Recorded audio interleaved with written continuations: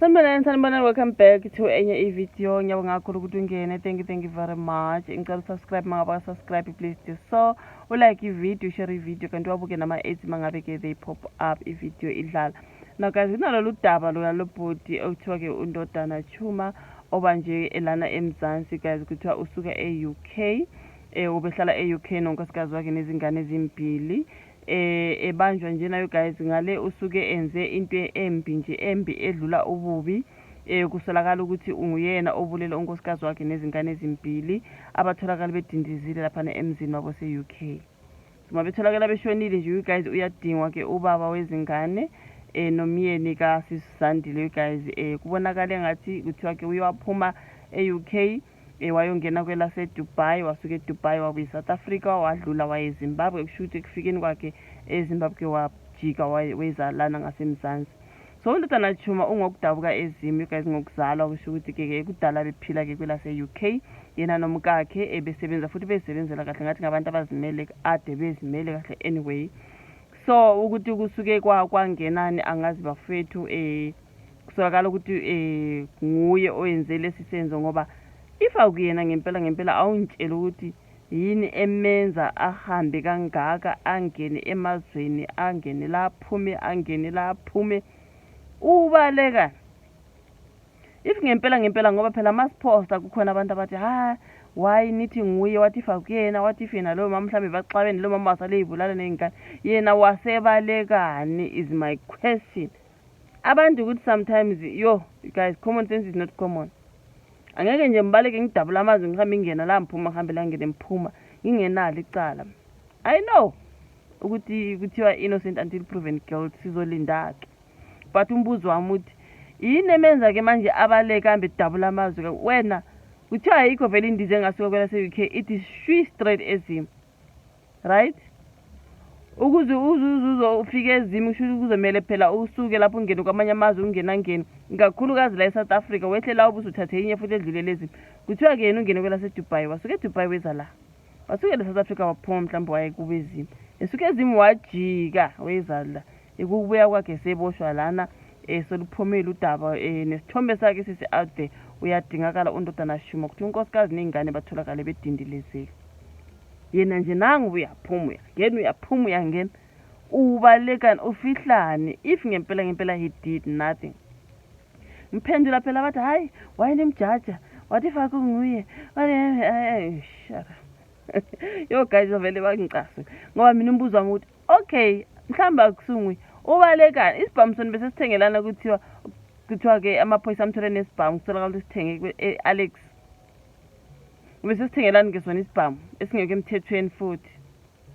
If ngempela he didn't, akuyena obulele umndeni wakhe, yini manje senza yena ke angene emazweni wonke lawa azazofika lana eMzansi abuye athenge nesibhamu esingeke emthethweni? Ufuna ukwenzani ngaso? Ngabe khona abanye mhlawumbe bathi safuna ukuyobabulala, mhlawumbe bese funa ngingasola ngathi lo bhuti lo ngathi inhloso yakhe mhlawumbe baxabene nje nomkakhe, wasethi ngizonibulala nami ngizibulale. Wakwazi ukuthi ababulale bobathathu, kuthe mase kufanele mhlawumbe bazibulale yena, hayi kwehlula ke. Phela ko easy ukuzibulala bafethu, angicabanga ukuthi kulula kanjalo nje. Into embi ukuthi uzothi usumbulele lo munye uzitshela ukuthi uyazibulala wena bese uyahluleka ke wena ukuzibulala, usuzoqala ukubaleka ke. Ngicabanga ukuthi mina inhloso yakhe bekuyikuthi sonke siyashona namhlanje, ngiyakubulala mbulala abantwana nami ngizibulala. Kuthe mase kumele ayenze kuyena wavele wangakwazi ukuzibulala. So iplan bese ukuthi akathatha ipassport yakhe aphume kwela se-UK. Kanti abadlali ke futhi kwela se-UK bazomdinga baze bamthole. Kanti kunyathela kwakhe la eMzansi ukuthi ufikile wadlula wayeZim, wafika eZim angazi ucabangeni wajika wabuya. Igazi lomuntu njalo liyakhuluma. Futhi abantu abathathu bazokuthatha bakubeke la bazi khona ukuthi mufika lapha, you know what I mean. Ubalekani into embi kangaka guys. Unkosikazi nengane ezimbili abasebahle, inkosi yami abasebahle. I love booty ngeke manayi. Guys yabona makuthi umuntu ubulela umuntu nje umuntu oyedwa 3 yonke pho and your family. Zange nje kube khona uvalo noluncane. Uthe 1, wathi 2, wathi 3.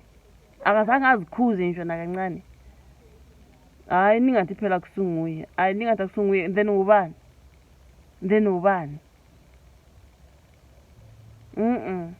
no man. Usathane naye sometimes angeke bafethu. Uthoba nje kuleli ke bafethu osola ngokubulala kunkosikazi wakhe nezingane khonale kwelase-UK. Indoda ke yaseZimbabwe egama layo uNdodana Mkhanyisi Chuma. Befunwa le-UK guys ngecala ke lokubulala umkakhe oneminyaka ewu-42 namadodakazi akhe amabili ke aneminyaka omdala ube na-15 omncane ke ube na-5 years. Kuthiwa kuse-Kensington no bathi yini le ndawo yase-Kensington kula aboshwe khona lana eGoli. Iziphathimandla zaseBrithani zikhipha izithombe zakhe ebonakala ku-CCTV guys ekuthiwa yi-Heathrow Airport kulandele ukufa komndeni wakhe. So kuthiwa ke ubhuti Ndodana uboshwa nje guys ubehlela ukuzibulala, bacabanga kanjalo ukuthi isibhamu besithengelani lesi singeke emthethweni. Kuthiwa ke bebhuke ehhotela lase-Gauteng kodwa wasevakashela umndeni wakubo eKensington eGoli. Ngokusho kwemithombo komndeni bebengazi ukuthi ufunwa amaphoyisa ase-UK. Hayi ngeke. Okhulumela amaphoyisa akhe kazwelonke uBrigadier Athlenda Mathe kuthi Brigadier, I always forget Brigadier. Uyoqinisekisa ukuboshwa ke ukaMkhanyisi Chuma oneminyaka ewu-45 obudala obaleke e-UK i-SAPS Organised Crime Unit kanye ne-Interpol Kensington eGoli. Kuthiwa ke baye basebenzisana ke you guys ukuthi babambe uNdodana. Kuthiwa ke wabaleka e-UK ngemva ke kokushona komkakhe nezingane zakhe ezimbili. uMathe uthi iNingizimu Afrika akuyona indawo yokucasha you guys. Igebengu lezi ezenza amacala babulala abantu benze nje izinto ezimbi bese bethi no eMzansi ngathi kungcono sizoya kwelasemzansi yokucasha khona. Kuthiwa bathi this is not a hiding place for criminals. Ungenzi ubugebengu ezweni lakini noma kuphi la ukhona bese uthi wena uzoza kwelase-South Africa ngoba bazokubamba. I-SAPS leyo you guys. Hayi guys, yabona le ndaba kaNdodana ingokunye uthi yambuka emehlweni abomvu ngathi akakazi alale nje, ngathi akazi abubone ubuthongo. I think since nje yenza lento elukuhambe edabula amazwe you guys ubuthongo akabazi lo bhuti. Amehlo abomvu ngathi anegazi, angazi ukhala ke noma mhlambe nje kungalala ukungaphuma guys. Angeke ubone ubuthongo mfethu. Wesisubulala umndeni wakho mhlambe wahluleka wena ukuzibulala, angeke ubone ubuthongo. Awungeke yabona ke lelo ijele ke likhulu ukudlula ke the real prison. Lento ayenzile iyomudla zaza ayofa. Ijele likhulu kabi ke lela akulo manje than leli nje leli akulo leli akulo. Angeke bafowethu. 3 yonke ingane zakho pho nonkosikazi wakho. After that uyabaleka. I do believe, I feel like ubezitshela ukuthi naye uzozibulala wahluleka. Yabona iyona into mina engiyibonayo. Bakhona abantu ukuthi ngazi mabefikela uSathane umuntu abulala ingane abulala unkosikazi naye azibulala uzothi abantu batholakala beshonile. I think iyona inhloso yakhe uNdodana, but kuthe mase kuyi-10 yakhe ukuthi azibulala uhlulekile lo bhuti. Wabona kungcono athathe i-passport ahambe. Mina ngiyibona kanjalo, angazi you guys. So sizokhuluma ka-comment section. Ngiyazi ukuthi nabantu abaningi abangakwazi nokukhomenta sesithe siyaphosta ka-Facebook. Sikhuluma nje into esey'nkundleni zokuxhumana ngoba guys is out there. Beningoba nini nimbonile embulala hayi kodwa guys abantu sometimes i-comment section i-toxic. I-obvious ubalekani if he didn't do anything. Amazwe wonke lawa angenile, Dubai, South Africa, Zimbabwe, back to South Africa. Azathenga isibhamu for what? E-UK bengenaso isibhamu, ukuthi babulele ngasamething ngoba kutholakala ngathi abantu bathi yini i-blunt force trauma ma uyichaza ngesizulu noma esindebele uthini you guys. Usuke ngathi ushaye ngasamething enhloko or anything, whether ubebashaya ngasamething or ubebashayelele ebondeni noma ubesenzani whatever. It's not like mhlambe he had a gun badubulile cha. So isibhamu uzasithenge la eSouth Africa. Uzitshelile ukuthi hayi eMzansi hayi I'll do anything that I like.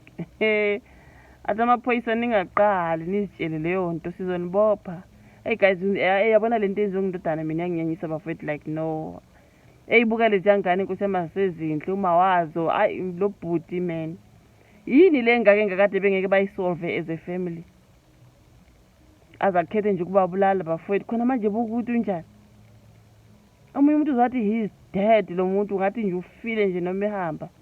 Amehla abomvu, usejike i-gentleman leyadu uyibona nje lapha esithombeni lesana, a gentleman, formal emuhle nakho, sekungathi nje ngomunye umkhovu nje. What were you doing is my question. Ubusenzani? For what? Umuntu mengasakufuni noma wena ungasamfuni, just separate. Yebo kubuhlungu, I know. Hamba uqala impilo yakho somewhere. Ukubulala umuntu ukaze ukuchitha igazi akuyona into encane bafowethu. Ingane ezingenacala zona bezitheni. Hayi ngeke bafowethu lo bhuti, no, hayi ngeke.